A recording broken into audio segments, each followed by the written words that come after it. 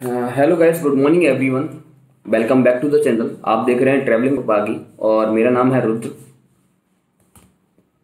जैसा कि आपने पिछला वीडियो में देखा होगा, एक मिस्ट्री के ऊपर मैंने वीडियो बनाई और मैंने बताया कि मैं आगे जो वीडियोस बनाऊंगा वो ऐसी मिस्ट्री और रहस्यों के ऊपर वीडियोस बनाऊंगा, क्योंकि मेरे पास एक किताब है जो मैंने खोल दी बेसिकली।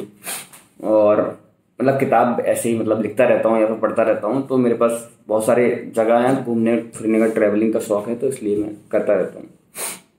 तो मैं ऐसे एक रहस्य के साथ आया हूँ, एक रहस्य भरी चीज को आज फिर से बताने आया हूँ। बहुत अच्छी बात है, वो आपको सुननी भी चाहिए। और जो ये रहस्य है ये भी एक मंदिर के बारे में है, भारत का ही मंदिर है, इंडिया के मंदिर है, उसके बारे में ही है।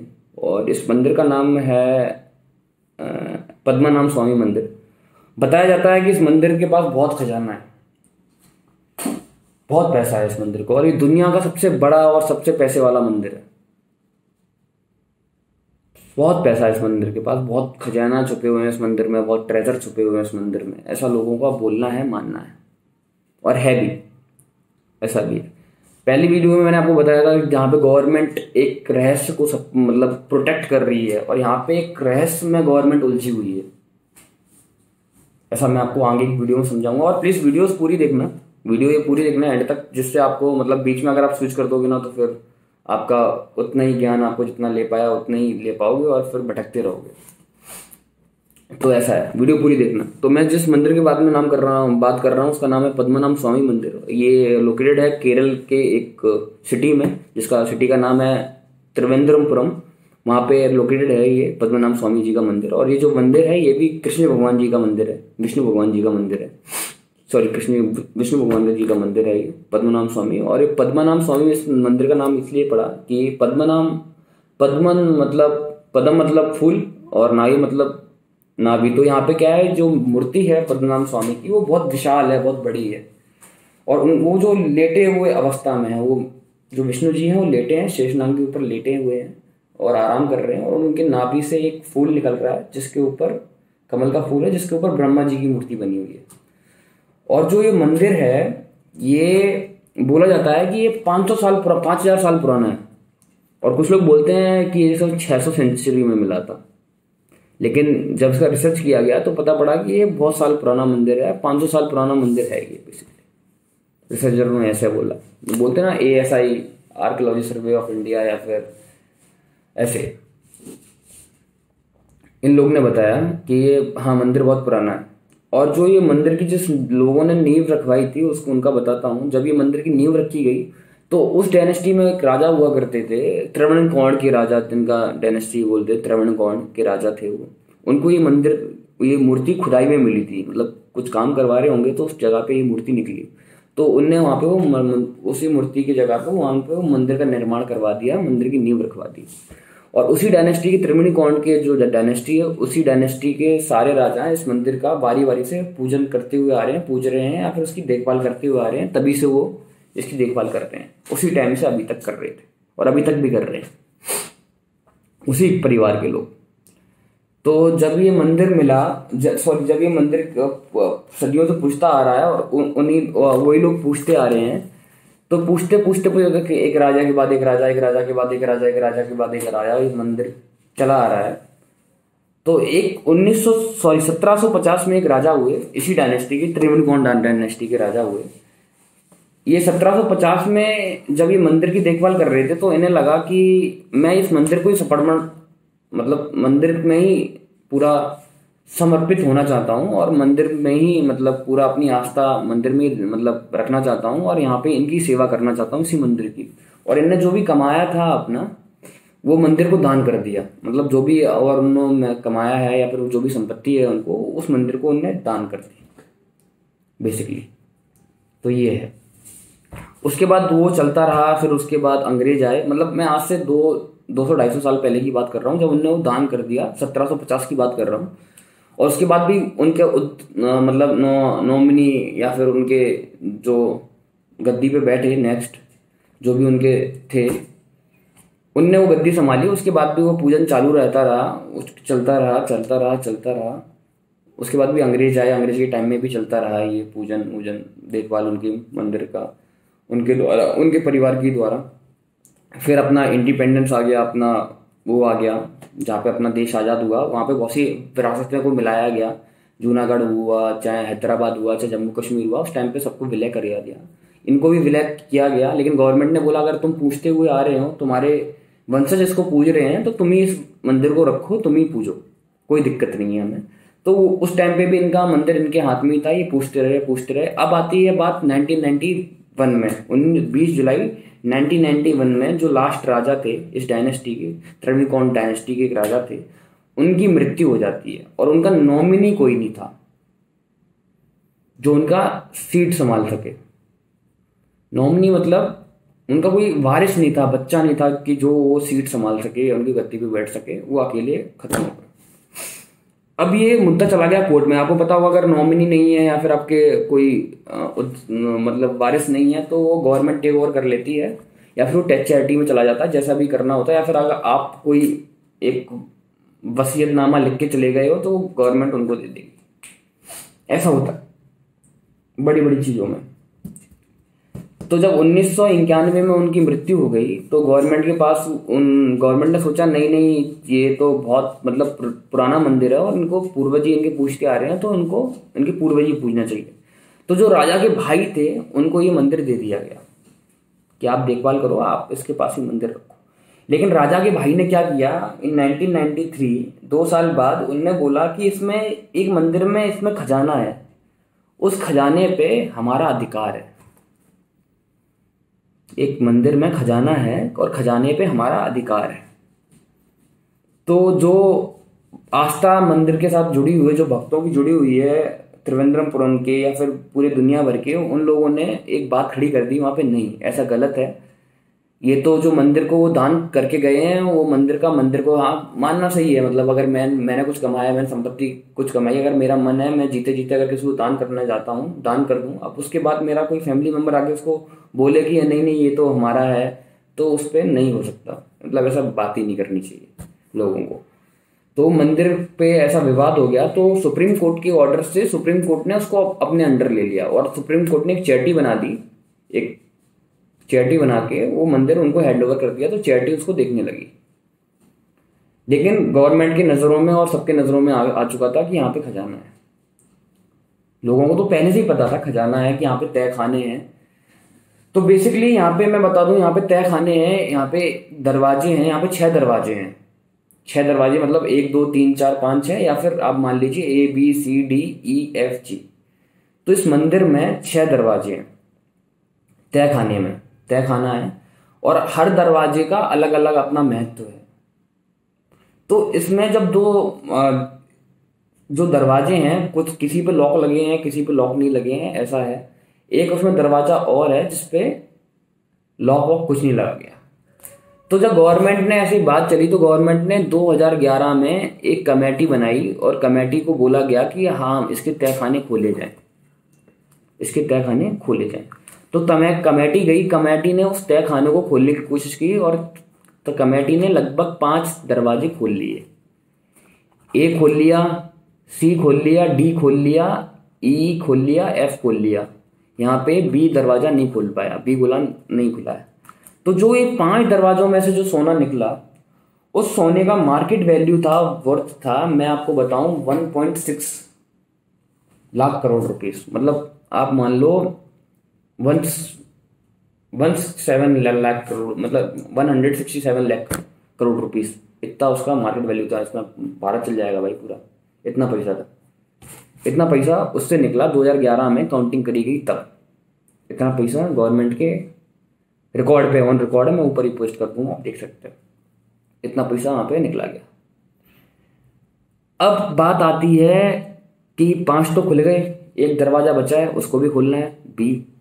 लेकिन वो जब दरवाजा खोलने गए तो उस पर कोई ताला, कोई लॉक कुछ नहीं था, लेकिन उस पर सांप बने हुए थे, सांप के आकारों के। आप देख सकते हो यहाँ पे सांप के आकारों के कुछ वहां पे पोस्टर है, मतलब बने हुए हैं उस जगह पे।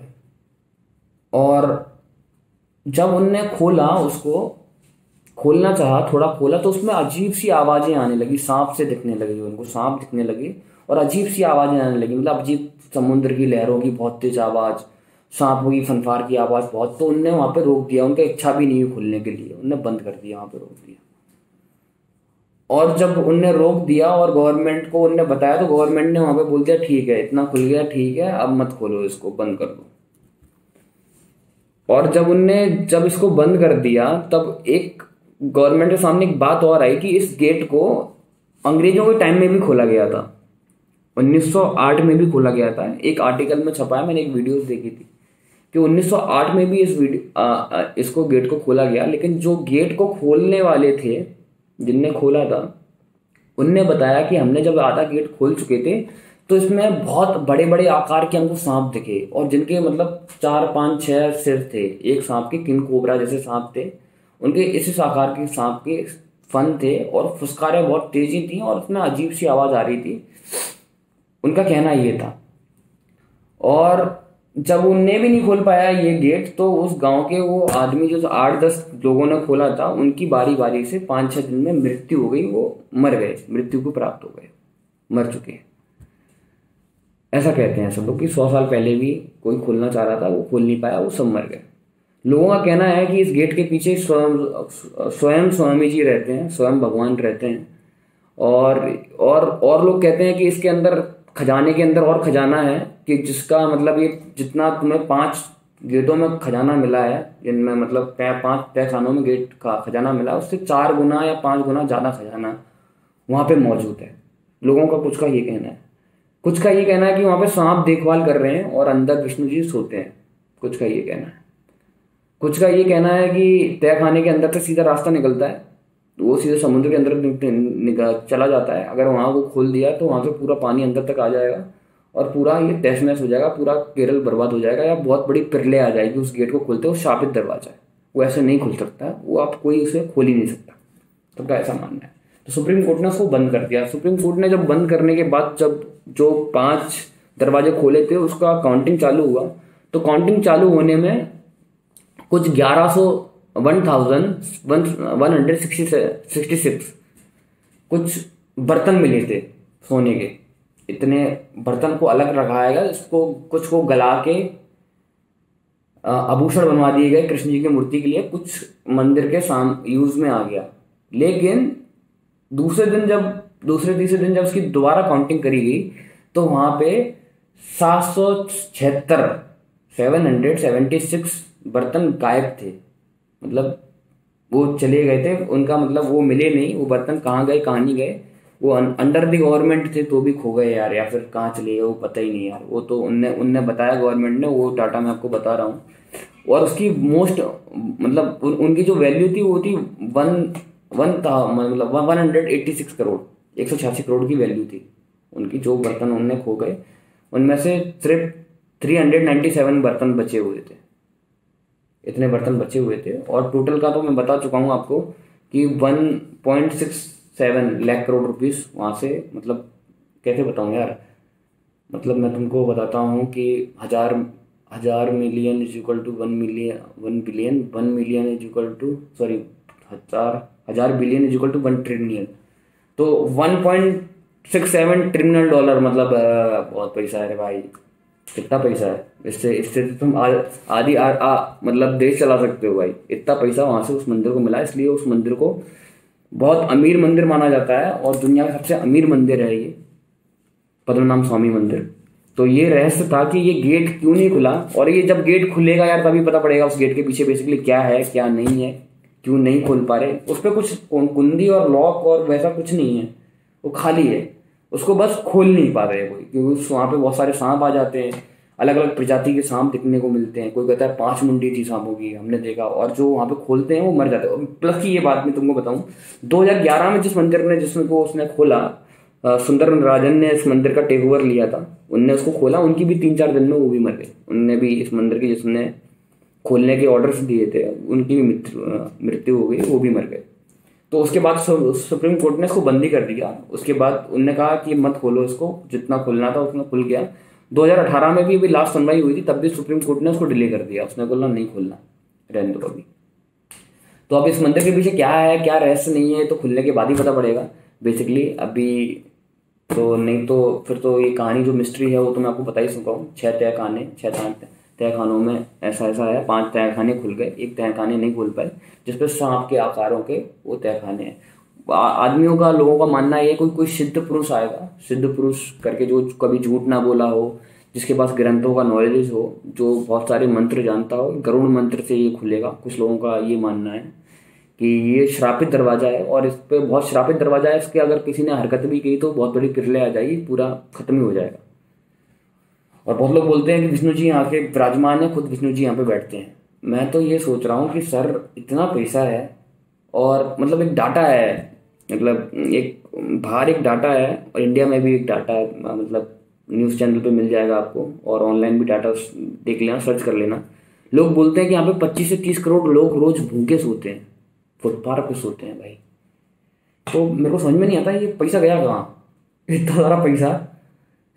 और अभी भी कहते हैं पैसा नहीं है यार देश में, हम गरीब हैं, हम गरीब हैं, हम गरीब हैं। तो भाई इतना पैसा मंदिर में 10 साल पहले मिला। बेसिकली गवर्नमेंट कोई भी हो, लेकिन पैसा बहुत है ब्रो, थोड़ा बहुत नहीं है, इतना कहाँ गया, ये कोई मतलब नहीं है। हालांकि बात तो छोड़ो, रहस्यमय मंदिर है, रहस्य की बात करते हैं। पैसा कहाँ गया कहाँ नहीं गया, सब टू द गवर्नमेंट। वहाँ कहाँ इन्वेस्ट करना कहाँ नहीं इन्वेस्ट करना वो अच्छे तरीके से जानते हैं। लेकिन ये रहस्य है इस मंदिर का, ये आप ध्यान रखिए। और ये भी विष्णु जी का मंदिर ही है।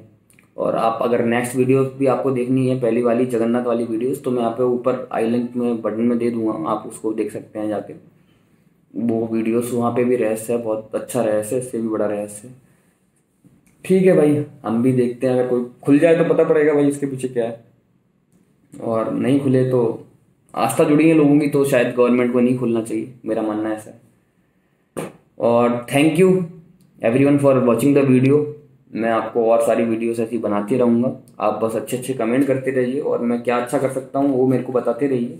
और कोई आपके पास ऐसा कोई रहस्यमय आप चीज़ जानते हो तो वो भी मेरे को कमेंट में बताइए, ताकि मैं उस पर भी रिसर्च करूँ एक, और थोड़ा पढ़ लूँ उसके बारे में। और अगर मेरे को अच्छा लगा तो मैं उस पर भी एक वीडियो लोगों को बताऊँगा, क्योंकि लोगों को चीज़ें पता होनी बहुत ज़रूरी हैं आजकल, क्योंकि लोग आजकल घूमे हुए हैं यहाँ से वहाँ, वहाँ से वहाँ।